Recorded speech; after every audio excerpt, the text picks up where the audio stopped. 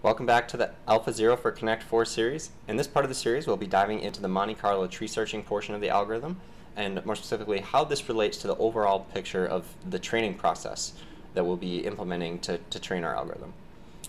So from the start, we'll want to be able to simulate games of Connect 4 and turn this into a supervised learning problem in the sense that we want to be able to pass into our neural network as training data the state of the board for any different state of Connect 4, and we want that board to be associated with a positive or negative label that is theoretically associated with a good or bad outcome. So the most naive way to generate this kind of data is to simulate games randomly and then associate each board state and action that is randomly made throughout the simulations with a positive label or a negative label depending on which random agent won the simulation. This turns out to be a very poor strategy for generating this training data, as obviously random actions is not going to accurately represent a good learnable game of Connect 4. So really the purpose of this Monte Carlo tree searching and what we'll cover in this video is how do we generate good training data so our algorithm can play against itself and generate realistic games of Connect 4 that get better and better over time as the algorithm progresses and learns more about the game.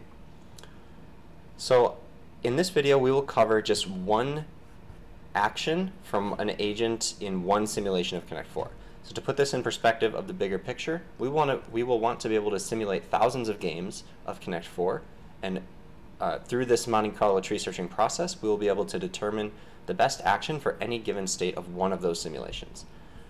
So what I've done in this video is I've put together an example board state, and we'll Monte Carlo tree search just to determine this one action, to break this down into kind of the simplest piece possible to start, and then we'll build up from there into how this fits into building our training data set and actually training our neural network in the end.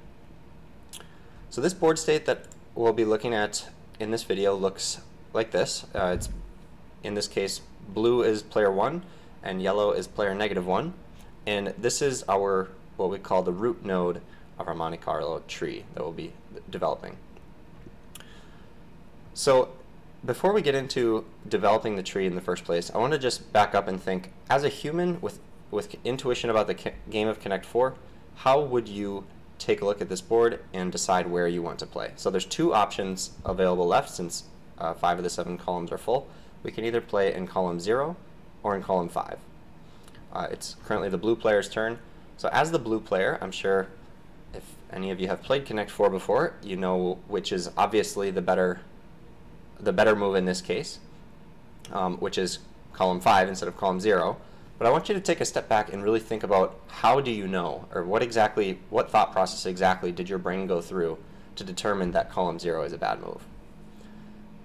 So the way I think about this, and I think the way most people do when they look at a board and decide where they want to play, is they kind of simulate in their head what would happen, okay, if I play here in column 0, then what can yellow do against me? And in this case, you can see that if you play here, yellow can win in both columns, which is what makes, as a human with intuition, think this is a bad move. So this is a very similar process that we will go through with these Monte Carlo simulations.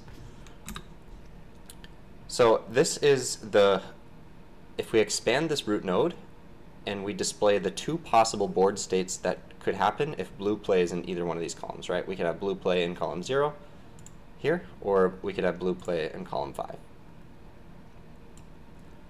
So let's explore this left half of the tree first, but ultimately this is the decision that we want to be the end result of this Monte Carlo simulation. We want to know which of these two is better. So if we explore first this left path, and this is what our algorithm will be doing, it'll expand the node, and then it will select one of these we'll call children of the root node to further explore. As a naive algorithm, we'll just pick the first one to start.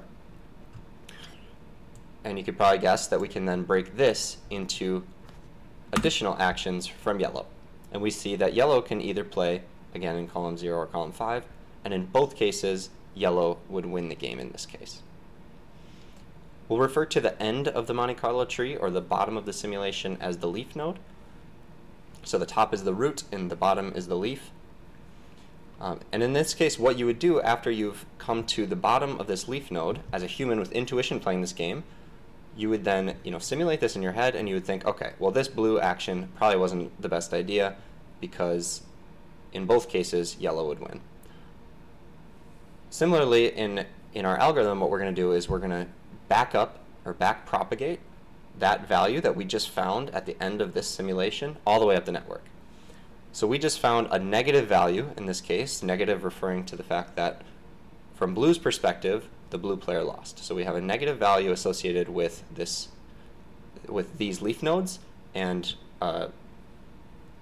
also with the parent nodes of these leaf nodes all the way up to the root. So what we'll do is, since we found a negative value here, we will associate that negative value back with first this action and all the way up the tree. In this case, there's only one action. And then what we do is, now that we know that this side of the board is associated with a negative value, let's try the other side. Let's explore some more over here. So in this case, blue, directly from the root node, blue has played in column 5 instead of column 0. From here, again, two options for yellow. Yellow can either play in column 0 or in column 5. And we see that from these actions, blue can easily block yellow's win here, and then there is no other options for both players to play in column 5 until blue ultimately wins. I have this indicated as never searched by the network because this is something that would be very common because the algorithm by this point, or if it has been training for a bit, should be so certain about this action that blocking yellow's win is the only realistic option for this move. There's no benefit in searching additional nodes. And we'll talk about how exactly that is implemented. But in general, if the algorithm has been training, it will be certain about the fact that it should block yellow's win here. Similarly, on the right side, it will be certain that it shouldn't try to explore this other column because there is a win directly available, right? It will know that the highest value is always going to be awarded by taking this win.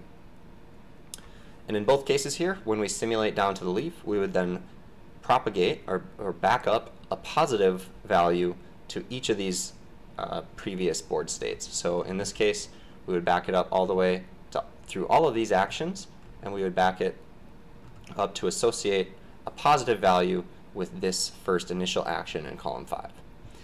And by the end of this simulation process, we should be able to only now look at the value of these two nodes and figure out which of the two was the best action. So this is kind of the basis of Monte Carlo tree searching. And this is a very simple example, but you can imagine if we have a neural network that understands Connect4 at a certain level, it can help guide us through the exploration space of Connect4 in a way that is much more useful to the generating training data than just randomly searching the tree.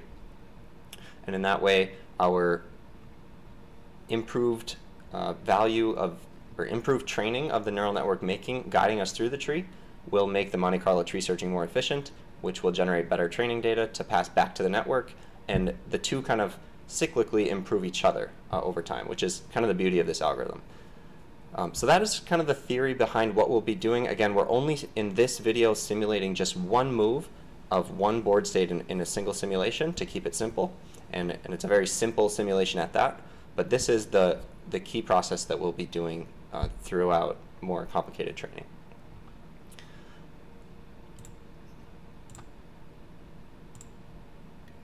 So in the last part of the series, we worked on writing these 5 functions to interact with our Connect4 board. These are in this game.py file, so I'm just importing those here from game import our 5 functions. I do want to mention that I did have to change this place piece function just slightly, so you can find that code here, or I'll also post the updated code on GitHub as well.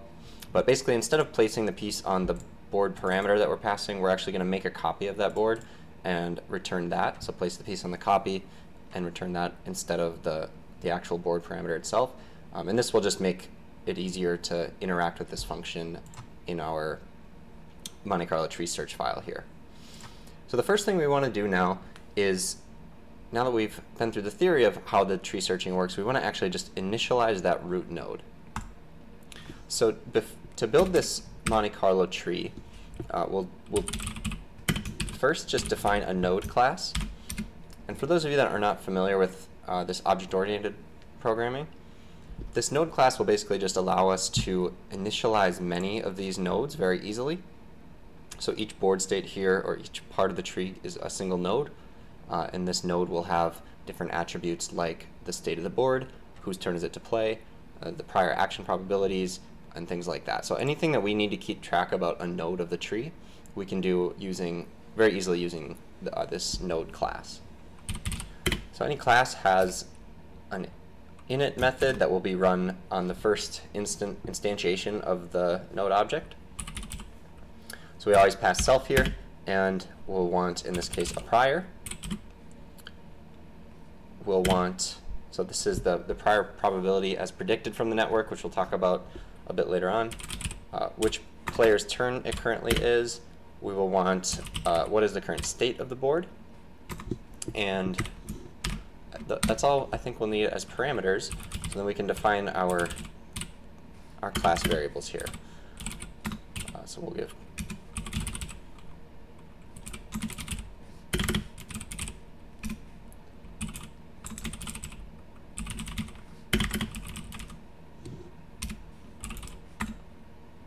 and then a couple other variables we will need.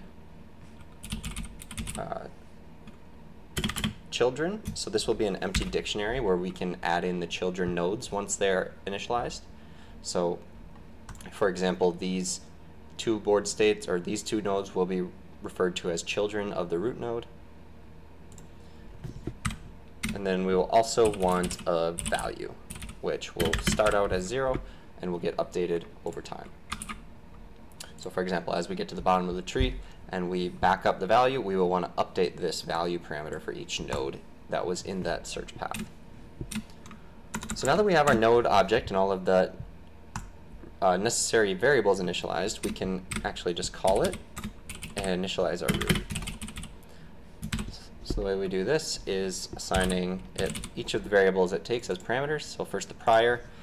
For the root node, the prior doesn't make much sense. We'll just give it a 0, but there's actually no parent node to the root, so we'll just give it a 0 for now. The turn will start from the perspective of player 1. We said that blue will be player 1 in this case, which is an arbitrary choice, but we'll go with that. And then we will set our state, which is our board.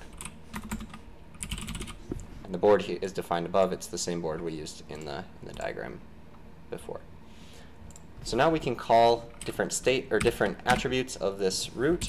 For example, we can render root.state and take a look at that.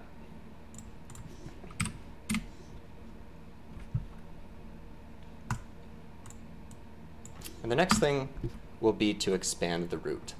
So I should mention there's a really good video elsewhere on YouTube from a YouTuber named Josh Varty, and I'll link his video in the description here as well. But watching his video, he has a very nice interactive kind of visualization of him going through the code and actually going through this process of expanding the tree out in a kind of a iterative way, which I found very helpful for understanding the process. And some of the code I tried to recycle from the way he did it, but also changed a few things to make it a bit more clear, I think, as well. So definitely check that one out. It definitely helped crystallize this tree searching process for me, because I know it can be kind of a bit complicated to think about. So, but the first thing we'll want to do, as I mentioned, is expand that root node. So what we mean by expand is we want to basically create all of the children of the different possible placements of whichever player's turn it is. So in our case, it's player 1's turn, and this player could play in either column 0 or column 5. So we want to create those different children nodes. So we'll actually define a function to do this called expand, and this will take in a node, or it will be called from a node as a method, and it will also take in the action probs. So these will be the output of the network, but for example, like in our case, it would be something like a list of 7 values. It'd be column 0 is 0.5, and then we have zeros for the columns that are full, and maybe we get 0.5 again for column 5, and another 0 for column 6 that's full. So it gives a probability of the network selecting any of the 7 columns. So what we'll do is we'll just iterate through these probabilities, and we'll actually enumerate as well. So for action prob in enumerate action prob, and this will just associate an index with each of these actions. So we have 0 through 6 here as our action, as well as the probability. And then if this probability is greater than 0, we will make a child node from it. So in our case, we only want to make children nodes from the non-zero nodes, or from the non-zero probabilities here. We don't care about columns 1 through 4 and column 6. So the way we can do this is we call self.children. So we're accessing this dictionary that we already initialized, and we can just assign another node object to each action. So we'll have a node for 0 and a node for 5. And then we just need to give it our input parameters. In this case, the prior is the input probability associated with this action. The turn, which the turn is always going to be the opposite of the parent's turn, because in Connect 4 you obviously take turns every move. So if player 1 just played, it is now going to be self.turn times -1's move. So -1 if player 1 just played, and obviously 1 if -1 just played. And then the state, we can actually calculate this using our placePiece function. So if you recall last time, we wrote up a function that will basically just place a piece in any column of the board for a given player. And placePiece takes in, we can look back, board, player, and action. So we will need to give it the current state of the board, which is self.state. The player who is currently making the move, which is self.turn, and the action that we wanted to make, which is action from our iterable here. And then we will want to return the board after the piece is placed. We can just call this next state. And we can pass that into our child node. So I think that's all we will need for our expand function. And we can test this out by calling root.expand. And actually, let's just give it some fake action probabilities now.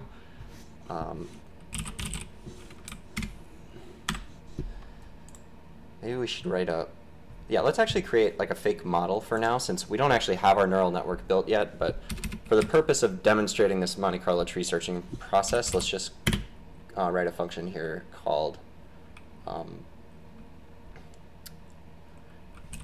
we can just call it, yeah, dummy model predict.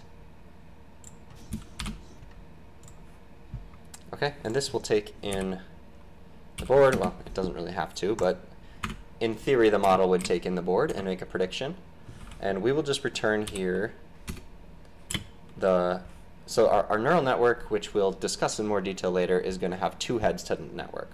It's called the value head and the value network and the policy network. So maybe you can look into what those terms are specifically before we get to that part of the series, but that will be covered in detail later on. Basically, the policy head will return our action probabilities that we want. That will basically tell us which column is the best action according to the network. And the value head will give us a value that is associated with how strong is this board position for player 1, basically. So for now, let's just give the value head 0.5. This will always be a number from 0 to 1.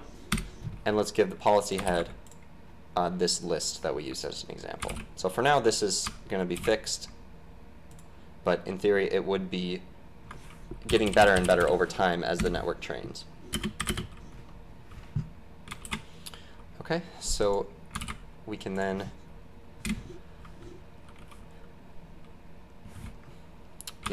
use this function to predict on, even though it doesn't need it, we'll predict on the state of the root. So in theory, the model would take a look at this root and give you a value. and action probabilities so that we can expand into these other nodes. So this will give us value and policy.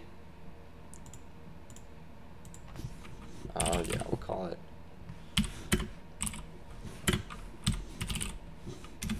value and action probs, and then we can pass these action probabilities to our root.expand function.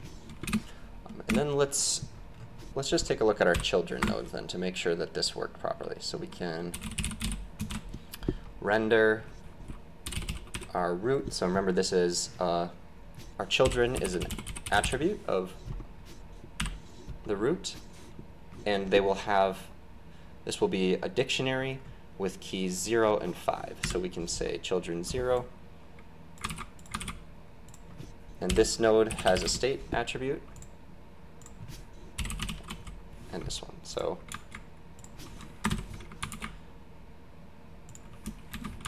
let's first render what should be like the left half of our tree, and you can see we have now this blue piece played in column 0, and if we render our number 5 state, or the right half of the tree, you see we just played a blue piece here in column 5.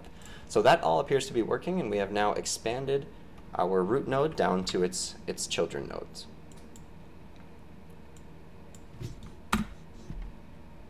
So I think that'll wrap it up for this part of the series. I know we kind of got into the theory more so than writing up the actual code for the Monte Carlo tree searching in this part, but I'm hoping that this kind of clarifies probably the most complicated piece of this whole algorithm. This, for me, was definitely the hardest part to understand and learn, to actually understand how do we even just make a single move from this Monte Carlo tree searching, and how does that interact with the rest of the process overall. So I'm hoping in the next part of the series we can finish coding up this Monte Carlo simulation of how we actually just take an action using this tree process, and then how can we tie that into the overall training of our neural network. So thanks for watching, and I'll see you guys in the next one.